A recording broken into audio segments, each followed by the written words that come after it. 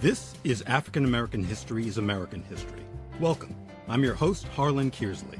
This program's goal is to foster understanding, promote discussion, and expand knowledge through stories of historical events, bios of unsung heroes, as well as timely and relevant news stories which will paint a vivid picture of the effects of segregation, discrimination, and bigotry on the lives of both blacks and whites. Comparisons will be made between the many racially fractured periods of American history and what's going on right now. Slavery was abolished just 150 years ago. Jim Crow only 50 years ago. Yet stop and frisk, voter ID, stand your ground, income inequality, and a host of other current problems are proof that their detrimental effects continue to be felt, and that the struggle for equal rights for all must continue.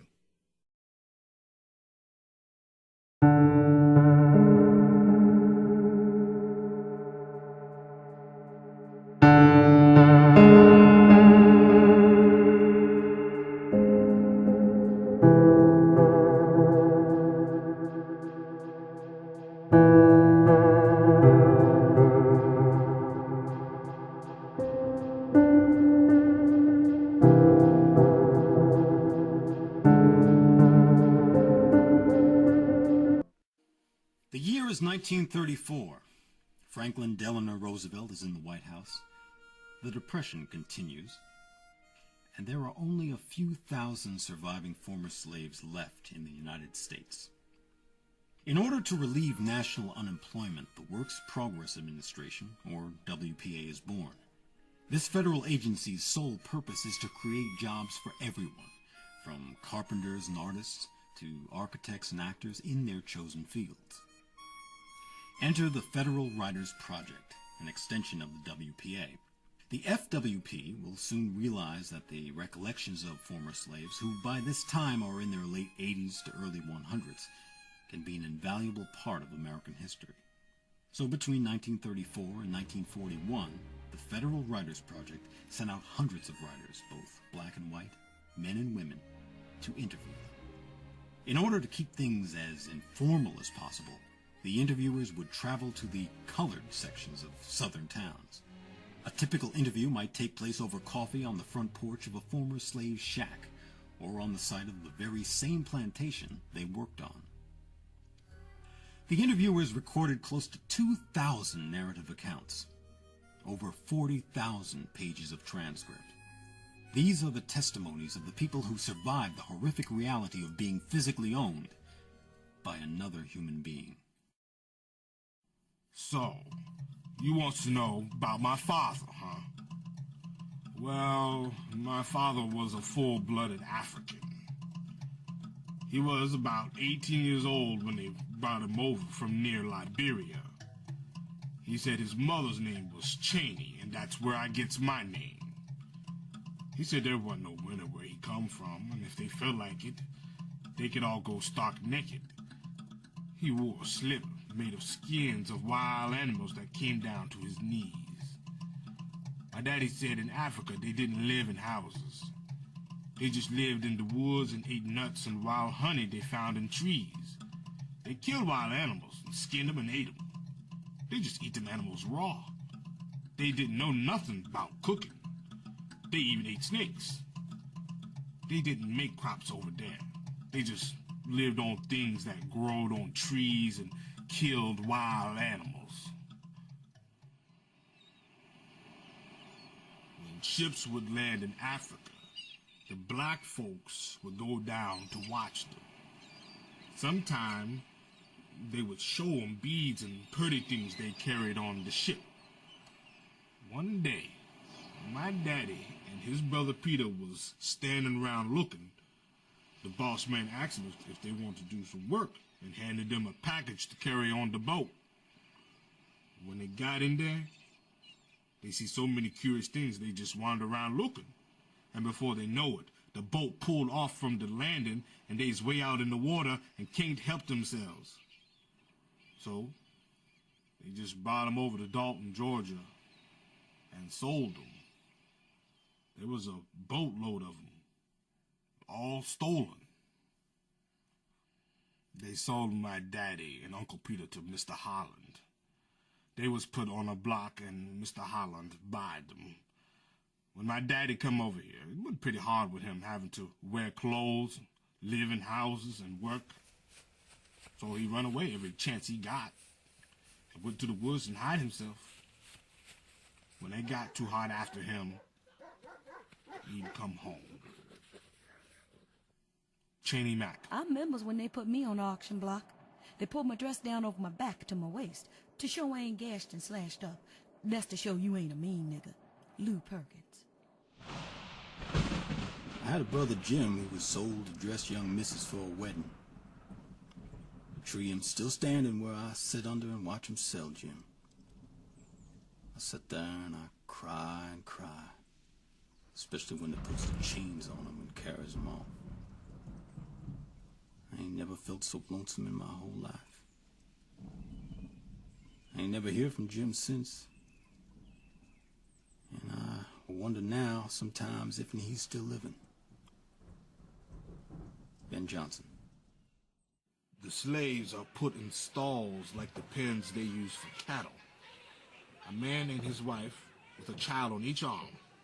There's a curtain, sometimes just a sheet over the front of the stall so the bidders can't see the stock too soon. The overseer's standing just outside with a big black snake whip and a pepper box pistol in his belt. Across the square little piece, there's a big platform with steps leading to it. Then they pulls up the curtain and the bidders is crowding around. Them in the back can't see, so the overseer drives the slaves out to the platform. He tells the ages of the slaves and what they can do. They have white gloves there, and one of the bidders takes a pair of gloves and rubs his fingers over a man's teeth and says to the overseer, Hell, you call this buck 20 years old? Why, there's cutworms in his teeth. He's 40 years old if he's a day. All right, all right. I'll tell you what. I'll knock this buck down for $1,000. They calls the men's bucks, and the women wenches. When the slave is on the platform, or what they calls the block, the overseer yells, Tom, Jason, show the bidders how you walk. All right, let's start the bidding. Say you bucks, you wenches, get out here. Then he makes them hop. He makes them trot. He makes them jump. Now, how much for this fine buck? 1,000? I've got 1,000. Who say 1,100? 1,100? 1,100. Now, who go 12 for this fine buck? $1,200. The bidders make offers according to size and build. James Martin. When a slave died, we just dug a hole in the ground, built a fence around it, and piled him in. No singing, no preaching or praying ever took place during slavery time. Master would say, Well, he was a pretty good Negro. Guess he'll go to heaven all right. Now, y'all get back to work. Here? that was all there was to a Negro funeral then. We would not even shed a tear, because he was gone where there would not be any more slaves. That was all a slave thought about, not being a slave, because slavery time was hell. Mary Gaffney. Master never allowed his slaves to go to church. They have big holes out in the field. They get down in and pray. They done that way because the white folks didn't want them to pray. They used to pray for freedom. I don't know how they learned to pray, because they want no preachers come around to teach them. I reckon the law just make them know how to pray. Ellen Butler. I've heard 'em pray for freedom. I thought it was foolishness then, but the old-time folks always felt there was to be free. Anonymous. You'll be surprised at what Mammy told me about how she got her learning. She said she kept a school book hid in her bosom all the time, and when the white children got home from school, she would ask them lots of questions about what they done learned that day. And 'cause she was proud of every little scrap of book learning she could pick up, the white children learned her how to read and write too. All the learning she ever got was from the white children at the big house. And she was so smart at getting them to learn her that after the war was over, she got to be a school teacher. Alice Green. When Dr. Cannon found out that his carriage driver had learned to read and write whilst he was taking the doctor's children to and from school, he had that nigger's thumbs cut off and put another boy to do the driving in his place. Tom Hawkins. I was educated, but I ain't educated in the books. I was educated by the licks and the bumps I got. Susan Snow. Whenever white folks had a baby born, then all the old niggas had to come to the room, and the master would be over behind the bed, and he'd say, "Here's a new little master you all got to work for." "Yes, sir, master." And you had to bow real low, or the overseer would crack you. Them was slavery days. Dog days. Harriet Robinson. I had to do field work. Her slaves had to do a certain amount of tasks a day. Even us kids had to pick 150 pounds of cotton a day, or we got a whooping. During the cotton horn time, the overseer wanted all of us, that is, the biggest ones, to stay right in line and chop along. We had to keep up with one another, and if we didn't, we just got the bull whoop. The overseer would ride up and hit us over the back if we didn't do our job right. What the hell's wrong with you, boy? I said keep up. Now move along! Move along there! At times, the overseer would get off his horse, have two other slaves hold another down, and give him the bull whoop. And they'd give it to him, too.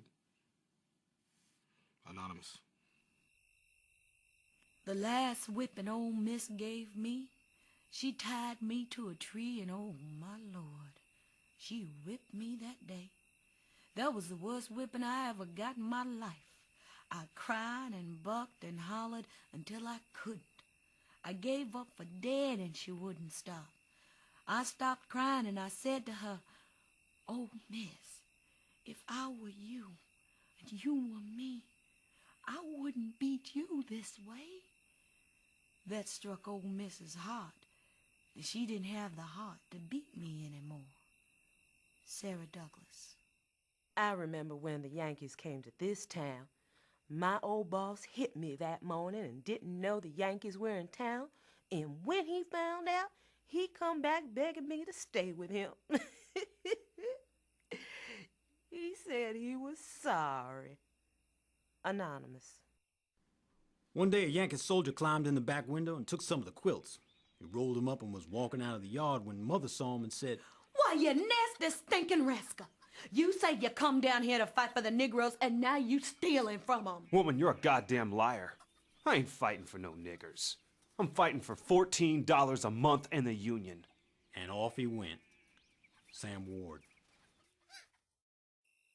I was afraid of the Yankees because Mrs. had told us the Yankees were going to kill every nigger in the South. I hung to my mammy when they come through. Hannah Crescent. In spite of everything, it got floated around that the slaves was to be freed. And sometimes they hear that they would get a home or land or mules and the like.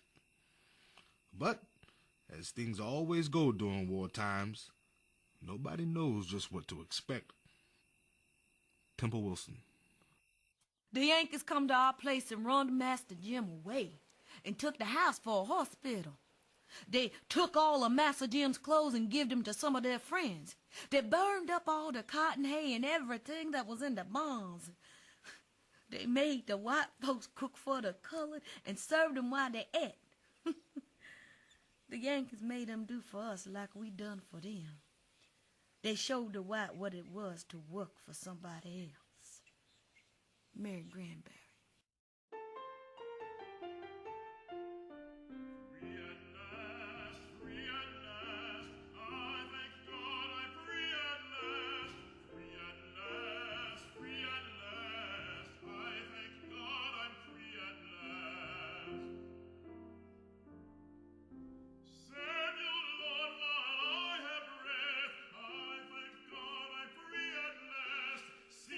Jesus after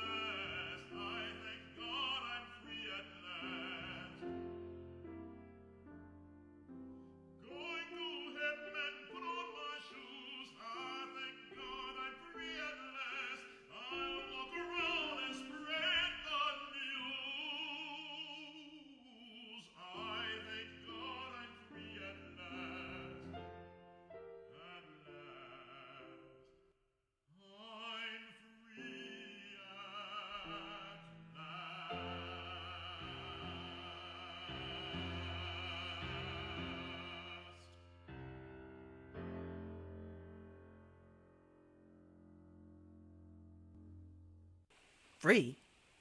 Is anybody ever free? Ain't everybody you know a slave to someone or something or other? You used to be worth $1,000, but you ain't worth 2 bits now. You're nothing when you're free. Patsy Bland. The slaves where I lived knowed after the war that they had an abundance of that something called freedom, what they could not eat, wear, and sleep in. Yes, sir, they soon found out that freedom ain't nothing unless you got something to live on and a place to call home. Ezra Adams. After the war, many soldiers came to my mistress, Mrs. Blakely, trying to make her free me. I told them I was free, and I didn't want to go anywhere. I wanted to stay in the only home that I had ever known. I was pointed out as different. Sometimes I was threatened for not leaving, but I stayed on. Aunt Adeline. I was pretty good when I was a boy, so I never had any trouble then. When I saw the Ku Klux, they would whip men and women that weren't married and were living together. They would whip men and boys that didn't have a job, and they kept Negroes from voting. They put up notices. No niggers to come out to the polls tomorrow. They would run them off government land, which they had homesteaded. Sometimes they would just persuade them not to vote. A Negro like my father, they would say something to him like, Now, Brown, you're too good to get messed up with them other niggers around here. They ain't worth nothing, but you are. And we don't want to see you get hurt. So stay away from the polls tomorrow. You hear? my father would stay away under the circumstances. F.W. Brown. The Reconstruction period has been hell on the Negro race. But we suffered it through. Somehow. If we had another time like that to go through, I believes I would hang myself so I would not suffer again. Polly Shine. I think the time will soon be when people won't be looked on as regards to whether you are black or white, but all on the same equality. I may not live to see it, but I know it. Delisha Patterson.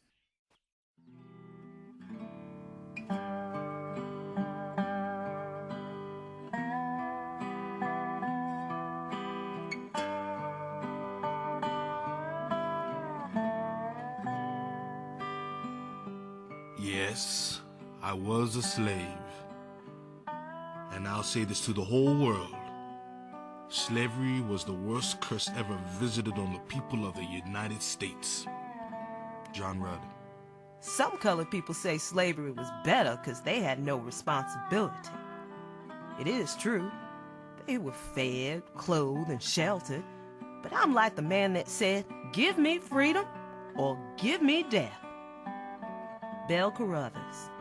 In all the books that you have studied, you never have studied Negro history, have you? You studied about the Indians and white folks. But what did they tell you about the Negro? If you want Negro history, you will have to get it from somebody who wore the shoe. And by, from one to the other, you will get a book. Anonymous. Better stay free. Slavery time was tough. It's like looking back into the dark. Like looking into the night. Amy Perry. That was the beginning. Way back yonder, and the end is nigh. Soon there won't be nobody left living what was a sure enough slave. It's something to think about, ain't it? Charlie Hudson.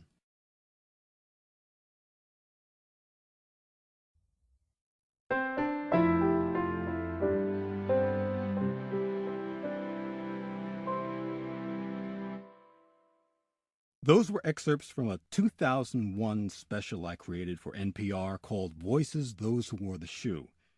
The voice performers were Emmett George, Victoria Ward, Mark Bedgood, Renee Fleming, and Jim Jack. There has been a wealth of historical information gained from the interviews conducted with people who participated in or observed past events. These narratives from seemingly everyday people must be preserved, whether through audio tapes, videotapes, or written works. Because if they're not, one day they will simply disappear forever, and future generations will be the losers.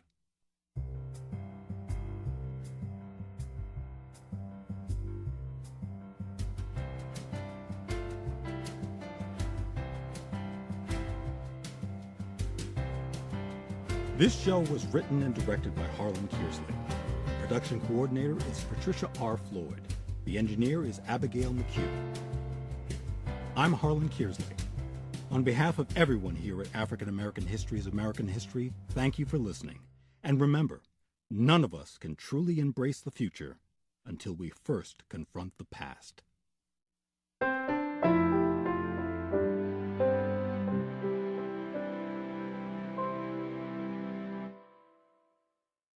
And please join us on Facebook. African American History's American History is copyrighted H.C. Kearsley, 2014.